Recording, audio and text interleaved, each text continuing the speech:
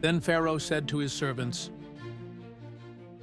Can we find a man like this, in whom there is a divine spirit? So Pharaoh said to Joseph, Since God has informed you of all this, there is no one as discerning and wise as you are. You shall be in charge of my house, and all my people shall be obedient to you. Only regarding the throne will I be greater than you. Pharaoh also said to Joseph, See, I have placed you over all the land of Egypt. Then Pharaoh took off his signet ring from his hand and put it on Joseph's hand, and clothed him in garments of fine linen, and put the gold necklace around his neck. And he had him ride in his second chariot, and they proclaimed ahead of him, Bow the knee. and he placed him over all the land of Egypt. Moreover, Pharaoh said to Joseph, Though I am Pharaoh, yet without your permission no one shall raise his hand or foot in all the land of Egypt. Then Pharaoh named Joseph Zaphanath-Paneah, and he gave him Asenath, the daughter of Potiphera, priest of On, to be his wife. And Joseph went out over the land of Egypt. Now Joseph was 30 years old when he stood in the presence of Pharaoh, king of Egypt. And Joseph went out from the presence of Pharaoh and went through all the land of Egypt. During the 7 years of plenty, the land produced abundantly. So he collected all the food of these 7 years, which occurred in the land of Egypt, and put the food in the cities. He put in every city the food from its own surrounding fields. Joseph stored up grain in great abundance like the sand of the sea, until he stopped measuring it, for it was beyond measure. Now before the year of famine came, 2 sons were born to Joseph, whom Asenath, the daughter of Potiphera, priest of On, bore to him. Joseph named the firstborn Manasseh. For He said, God has made me forget all my trouble and all of my father's household. and he named the second Ephraim. God has made me fruitful in the land of my affliction. When the 7 years of plenty which had taken place in the land of Egypt came to an end, and the 7 years of famine began to come, just as Joseph had said, then there was famine in all the lands. But in all the land of Egypt there was bread. So when all the land of Egypt suffered famine, the people cried out to Pharaoh for bread. And Pharaoh said to all the Egyptians, Go to Joseph. Whatever he says to you, you shall do. When the famine was spread over the entire face of the earth, then Joseph opened all the storehouses and sold grain to the Egyptians, and the famine was severe in the land of Egypt.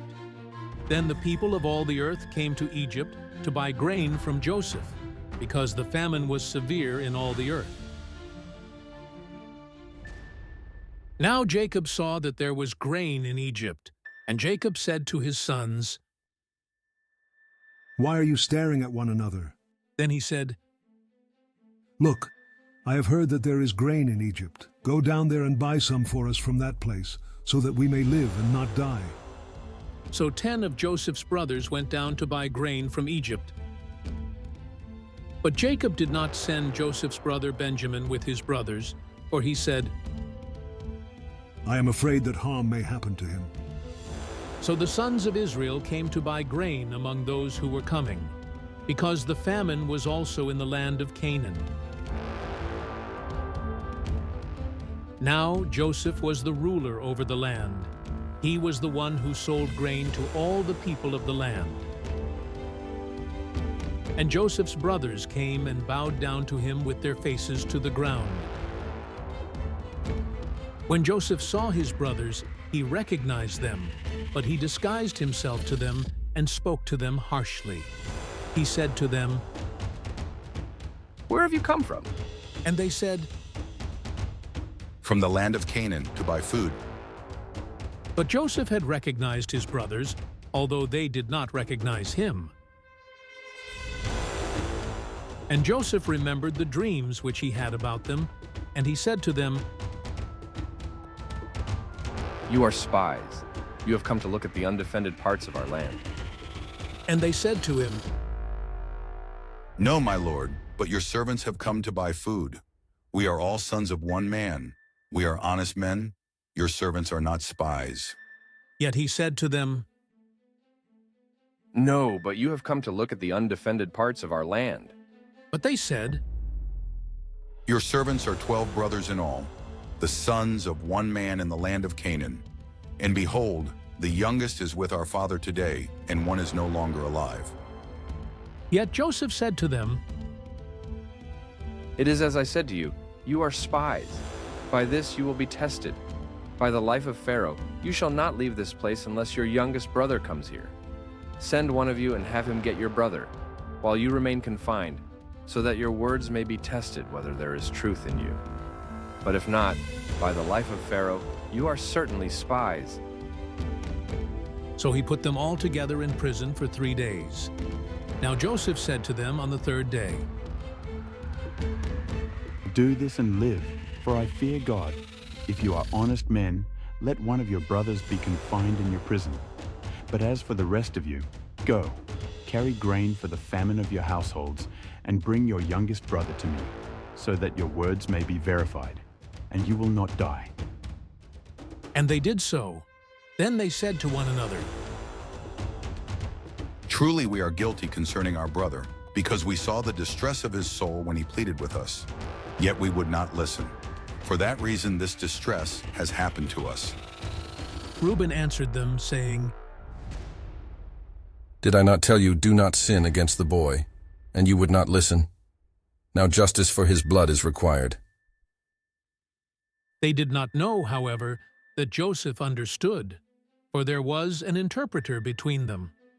Then he turned away from them and wept.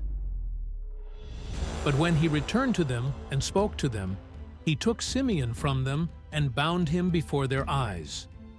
Then Joseph gave orders to fill their bags with grain, but also to return every man's money in his sack, and to give them provisions for the journey. And that is what was done for them. So they loaded their donkeys with their grain and departed from there.